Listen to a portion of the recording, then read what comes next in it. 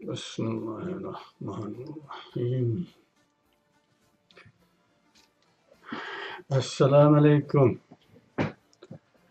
Aziz ve muhterem, suyumlik Şarkı Türkistanlık qarindoshlarım. Şundaqla dünyanın her qaysi bulunquchqaqlarida muhacir, musafir bulup yaşayotgan Uyghur qarindoshlarım. Bugün yana bir qatam yüz görüşüp oturyapmiz. Bununla nesip qilgan Allah'a hamdlar olsun. Hammalarga Allah'ın güzel salamları olsun. Bugünkü mavzumuz bir edebiyat söhbeti. Körüp turğunlardek mavzu G'ani Batur ve Ana Yurt arasında. Bu qo'shtirnoqning ichidagi G'ani Batur kitapның ismi. Şunun için qo'shtirnoq ichida. Ana Yurt ummu kitapның ismi. Şu iki kitapның arasında. Yani. Aldığınki edebiyat söhbetimizge qarata bazı qarindoshlar konkret bir kitapni misal qilib söhbet qilishimni iltimos qilgan. Men bu söhbetni yenidan bir kitap o'qib shu orqali qilay desam o'qig'im kelmadi yarastin desam Uyg'ur romanlarini pek o'qimayman. O'qig'idek bir nima yo'q qisqasi. Bu mazkur bugungi söhbet aslida 2012-yili yozilgan bir ta'siratdi. Maqola deb ketganim bo'lmaydi, bir ta'sirat. Ve bu ta'siratimni vatan ichidagi torlardan izlanishda e'lon qilgan. Bugün şunu asas qilib yenidan o'qigan kitap bo'lmaganlikdan ashkoni burun o'qib qolganimga asosan bu mavzuni sizlar bilan o'rtoqlashyapman. Milletimizning iki büyük simasi tarafından yazılgan iki roman. G'ani Batur, Ziya Samedi tarafından yazılgan, Ana Yurt, Zordun Sabir tarafından yazılgan. Şu iki roman. O'xshash tarixiy davrni, o'xshash tarixiy shaxslarni tasvirlaydigan bo'lg'achqa. İxtiyorsiz holda bularni selishtirib baqdim kelib, aqaqidan o'qigandim şu zamanda. Ta'siratimning ijobiy tarafini ig'irroq salmoqda deyolmayman. Qabul qilsizlar. Bu hol nurg'un kitobxonlarning ko'ngliga tegadiganligini bilib turaman. Shundoq bo'lsa-mu, his qilganlarimni sizlar bilan o'rtoqlashgim keldi. Her iki kitapның yazılış uslubida ig'izga algıdek, havasga loyiq, alayda bir hal yok. En oddiy an'anaviy prozimizning, bizning an'anaviy deb ketgidek prozimiz yo'q. Aşı Sovet İttifoqining paqpaq romanlarining ulgusida shakllangan 50-yillardan boshlab şekillengen bir prozchiligimiz var. Nayiti yaş buluşup qaramay dünya prozchiliginin iptidai devrini taklif qilgan. Taraqqi qilgan o'tir davri ya bugungi zamonaviy davrini emas.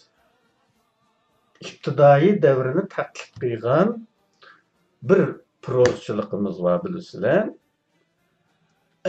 Ana şu Ne enenivi dep tursak azırça bizning başlanış noktamız şu bolgandiken şu enenivi prozamızning tüz bayan şeklinde yazılgan erkisi. Bunu yıllardan beri kulağımızda kuyulup duruvatkan sosyalistik realizm üslubida değişkimi buludu. Sosyalistik realizm degen ameliyette saxta realizm, sünni realizm, yani siyasetinin küllüki aslında siyasetinin tapşırığı boyunca şekillendirilgen bir sünni realizm. Şu realizm üslubida değişkin buludu. Eğer muşundak değişimiz doğru bolan takdirde G'ni Batır'da, yani Ziya Semedi yazgan G'ni Batır romanında. Bu hal texmi koyuq değişki buludu. Uslupta tilgağıdek alahide hal yok degenim, biz bilmeydigan romantizm, modernizm, yeni prozçılık, simvolizm, mistetizm, yani şunundaki gayri yeni tipte emasken degenim. Bunu doğru düşünün. G'ni Batır'da diyalog fevkalatlı köp. Bu diyaloglar vaqa taraqqiyatı, personaj karakteri üçün zürüriyet buluş alayidligi toşamaydigan, artıqçı his kılındıgan derecedeki. Anı yurtda tabiat tasviri alayidi köp bulup, ili vadisi, Nilk dağlarının manzarası köngül koyup, heves bilen tücü bilep izilgan.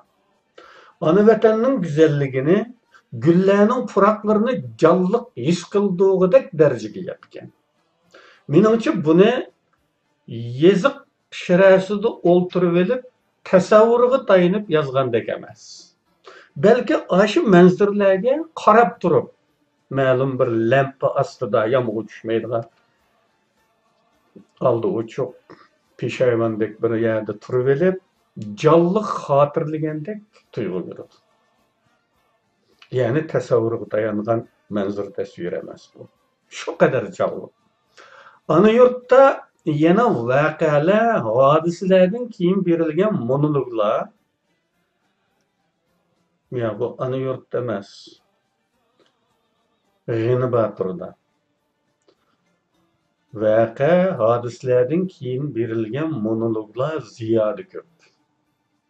Aslida bular kitobxon uchun yepiq qoldirishqa, kitobxonning takror ijodiyati uchun imkoniyat berishga tegishli taraf bo'lsa-mu, xuddi kitobxonlar bu voqea hodisalardan xato xulosa chiqarib qolmasin degandek bir endisha bilan kitobxonga bundaq tayyor xulosalar ko'proq sunilibdi.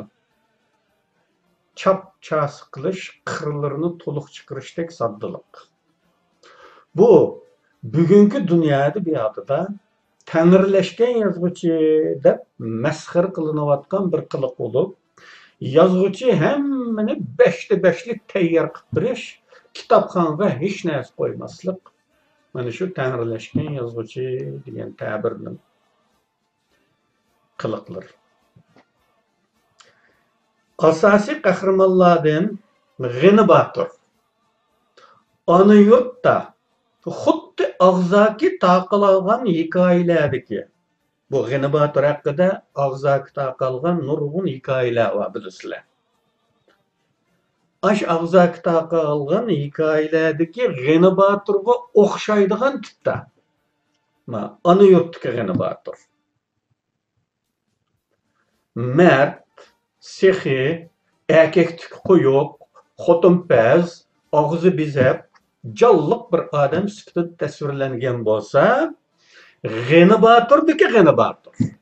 Yani Ziya Semedi'nin G'ni Batır romanidagi G'ni Batır xuddi an'anaviy prozachilligimizdagi soddalik takrorlanib, go'yo ijobiy qahramonlarning kamchiliklari tilga ilinsa, obraziga, ijobiyligiga ta'sir etadi deydigan bolalarcha qarash bilan qusursiz bir inson qilib yozilgan. Uning og'zidanmi nihoyatda ilmiy, siliq, sipoyi gaplar chiqadigan bo'lib, uni insondan ko'ra farishtaga aylantirib qo'yishdek soddalik ifodalangan. Bu nuqtadan G'ani Baturdaki G'ani Batur real tarixiy shaxs bo'lishdan ko'ra o'ydirma biriga o'xshaydi. O'ydirma bo'lgandimi kamchiliksiz qilib yaratilgan, reallikda bo'lishi tasavvur qilinmaydigan, bizga ko'chalarda hech uchurmaydigan bir kishi bo'lib chiqqan. Her iki kitapta sosyalistik realizmga uygun halda sınıfı güreş gavdilendirishga tirishilgan bo'lsa-mu, G'ani Baturda bu hal texmi qo'yuq. Yani şu zaman Uyg'urlarning beshiga kelayotgan zulm tashqaridan kelmay, o'z ichidagi boylardan, shangyo'lardan, mingbeshilardan kelayotgandek bir vaziyat yaratilgan. Zulümning yıldızı emas, yopurmakları manba ko'rsatilgan. Bu hal ana yurt uchun o'zlariga o'rinba mustasno ahvol bo'lsa-mu, Qozog'istonda maydonga kelgan G'ani Batur uchun kechirgusizdir. İki kitapning maydonga kelgan davr muhiti siyosiy ijtimoiy muhitidan aytganda G'ani Baturdan texmi ko'p tarixiy chinlik kutiladi. Ziya Samidi'ninkidir. Ama afsuslanarlıqı onundaki çinlik ana yurtdakidanmı tüven ve sünnileştirilgan. Mesela ana yurt üçün keçirishki bo'ladigan bir muncha zaman xarakterlik siyosiy shuvarlar ta'siri aksi holda ana yurtda nihoyatda az yoki yo'q. Ammo G'ani Baturda xeli qo'yuq. Mesela Milletler İttifakı hükümüne esıltıdığın keyfiyat, tutum, G'ani Baturda alohida ig'ir. Fakat G'ani Baturning bevosita aloqasida bo'lgan 3 nafar yaxshi Xitoy yo'ldosh bor. Bular G'ani Baturning do'stlari, yaxshi Xitoylar. Bizning dardimizga yig'laydigan, bizga qalbidan hisdoshlik qiladigan bu yo'ldoshlar agar ana yurtda tilga ilingan bo'lsa, sharoit tufayli kechirishga bo'ladi. Ammo buning G'ani Baturda bo'lishi, ya'ni Qozog'istonda bakmi g'alati.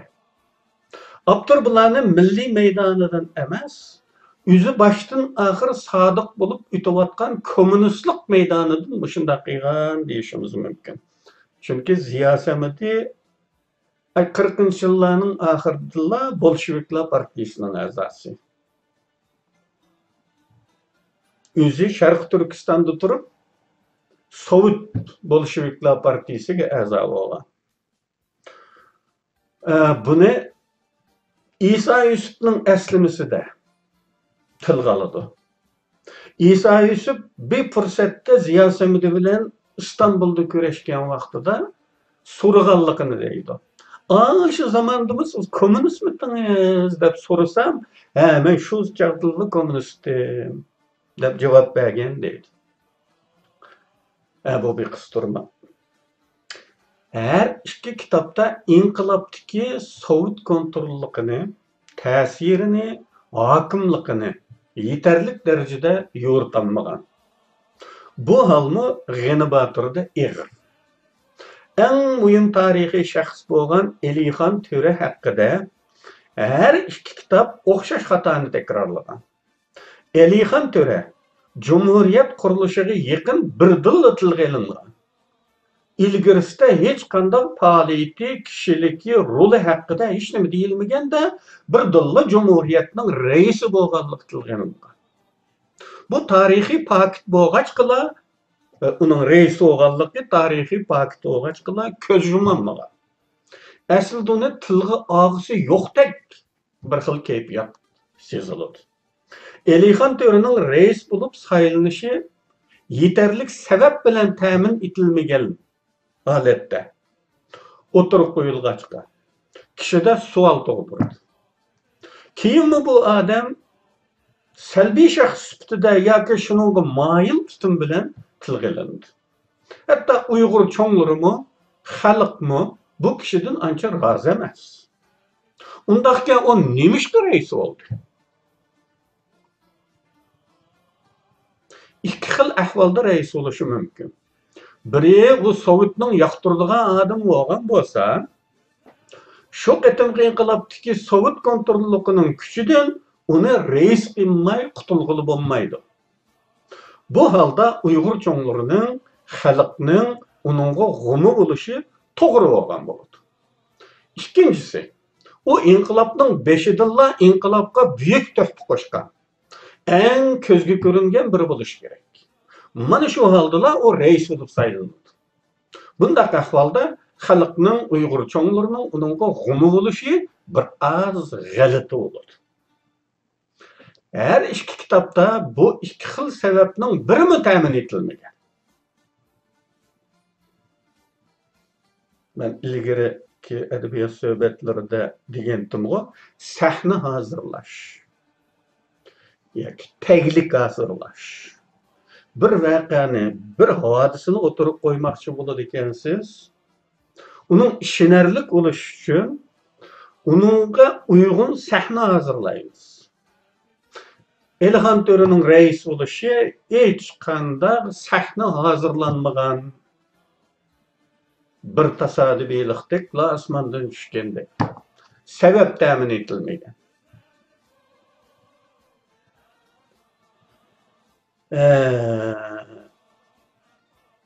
Emeliye şu ki, bunisi her iki kitapta okşaşlı bilinip durdu. Elxan Töre Sovetni yaman görüdügan. Komünizm düşmanlığı bilen tolup taşkan bir adam. Şunun için mi onu Sovet İttifakı mahfi halda gayip kılıverken.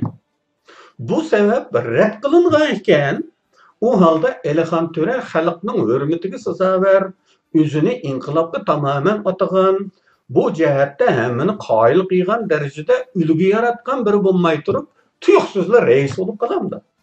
Bu cihet bekmi işençsiz olup kaldı. Bu ahvallarning hemmisi de G'ani Batur'da seviye bekletiver.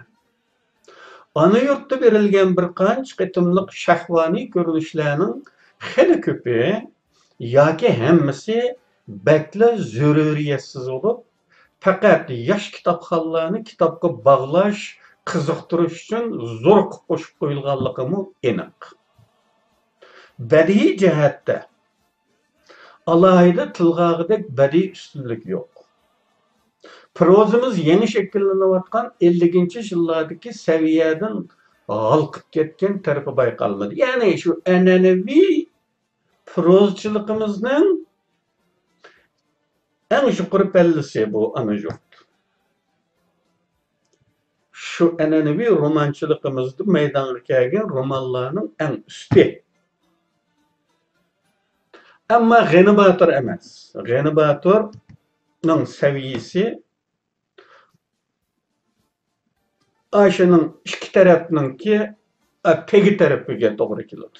Birisi teki tarafıga, birisi tegi tarafıga doğru keladi. Ayşe derecede fark var. Badiiy jihatdan. Kitapning suyilishi, yani G'ani Batur haqida bek cho'ng tushuncham yo'q.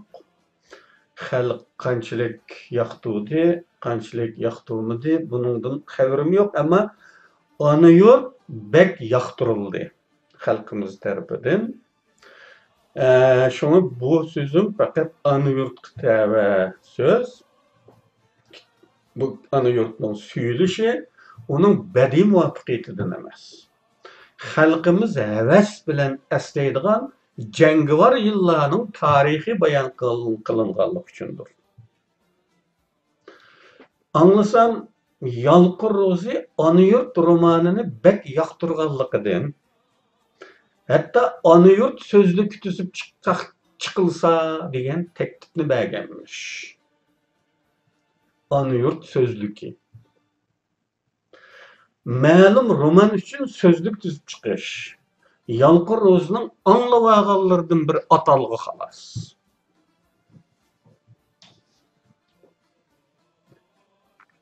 Mana bu kitap Ulysses degan James Joyce'ning Ulysses romanını tercüme qilgan, Türkçe'ye tercüme qilgan tercüman tarafidan tüzüp çıkılgan Ulysses sözlüki. Bu xalqarada aşağında bir narsa var. Yalqı Rozu bunun nima uchunligini bilgan emas.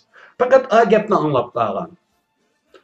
Katta ulug' kitoblarga, büyük eserlerge sözlük tüzüdüğü şifa kendilerini anlap qalğanda şunun bilan ana yurt sözlük tüzüp çıkılsa degan teklifni berip demiş. Anlap alğan bir atalgı xalas. Ama o sözlük tüzüş deganning nimaligini, nima uchun bir romanga sözlük tüzülüdü? Bular haqida hech kim bilmaydi. Anlamagan atalgıga göre ulug' eserler üçün sözlük tüzüldü dep paraz qılıpla davatkan qarqosaqlarcha bir gap.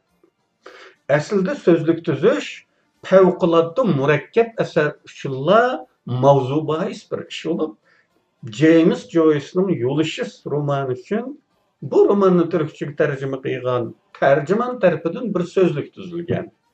Bunu ko'rdinglar. Bundan başka yana James Joyce'ning Finneganning Uyg'unishi nomli romani üçün en az 2 kishi tarafidan sözlük tüzülgan. Çünkü eserning murakkabligi shu darajada. Sözlük olmasa mutaxassislardan başka kişiler tushunolmaydi. Ana yurtni tushunmaganlar bormi? Tushunmagida qanday murakkablik bor? Tüp tuzli voqea bayoni. Buningdan ilgari Zo'rdin Sabir nima yozsa, shuni tanqidlab kelgan Yalqin Ro'zining ana yurtga bunchalar yuqori baho berib o'tishi kishida gumon tug'dirdi. Bu Yalqin Ro'zi adabiyotni bo'libmi prozani tushunadigan bu qiymati yoki mashhur bo'laman desang mashhurlarga qarshi tirki turib chiq deydigan paytida ko'zni yumibli qarash chiqqan bu qiymati. Chunki bilasizlar, hamma odamning ko'zi tikilgan bir mashhurga hujum qilsang, sizni tuzli kishilar taniydi. Bunday deyishimning sababi ona yurt bilan Zo'rdin Sabirning ilgirki asarlar arasida Yalqin Ro'zini uncha ta'sirlantirib etgan bir farq yo'q. Voqeadan boshqa bir farq yo'q. Faqat manzuri tasvirdagi inchkilik mustasno qilinsa, har tarafdan o'xshash. Shundaq turib Yalqin Ro'zining bunchalar esankirab o'ndargandek qo'pishi uning adabiyotni tushunib emas, tushunmayli obzor yozib yurganligini dalillaydi. Chunki ilgari u tanqidlagan asarlar bilan ana yurt tamoman o'xshashlikka ega bo'lsa, bundoq o'xshamagan ton kiyib o'tirib chiqishi aslida bir haromzodlikdir. Yani ilgiriki tanqidlarni kuchga ega qilish haromzodlik. Izchil holda Zo'rdin Sabir asarlarini tanqidlab kelayotgan Yalqin Ro'zi birdilla buncha ta'sirlanib, oshqun bir bahoda bo'lganligi o'zini lalla ko'rsatish urinishi bo'lib, to'g'rini to'g'ri deydigan, xatoni xato deydigan, yaxshini yaxshi deydigan, yomonni yomon deydigan lalla bir baholag'uchilik shahodatnomasi uchun chash taravatganligi. Mana shunday qilib, ilgirki tanqidlarning to'g'ri bo'lganligi ta'siratini paydo qilib, o'quvchilarga shu pet qabul qildirish urinishganligini ko'rib olg'ili bo'ladi. Agar u haqiqatan adabiyotni tushunadigan bir tanqidchi bo'lganda, ana yurtdagi birdan bir ko'zga tashlanadigan alaydilik manzara tasvirdagi inchiklikni ko'ra olgan va shuni muayyanlashtirgan bo'ladi. Shundaqla anglavagan sözlük tüzüş degan dabdabilik gapni qilib yurmagan bo'ladi. Qip-qizil bir yolg'onni. Shundaqla qora qo'saqlikni lashkarlaydigan bir gapni ko'tarib yurmaydi. Bugun bu ikki kitob haqidagi ta'sirotimizni sizlar bilan o'rtoqlashdik. Agar başqacha tushunadiganlar, başqacha tushundiradiganlar bolsa inkasta samimiylik bilen oturup koysa bu hem barlık kitap süyerler üçün, edebiyat heveskarları üçün faydalı boludu. Şundakla kelgüsteki söhbetlerimiz üçün yana bir tema açıdı. Ama közünü belip inkas edişten göre şuttuk onunla yakşı üzanlının karkosarlıkını aşkarlap koygandan göre. Düşensanlı yazımlı yani. Qarindaşlar hayır hoş bugünkü gibimiz şu yakıcı olsun.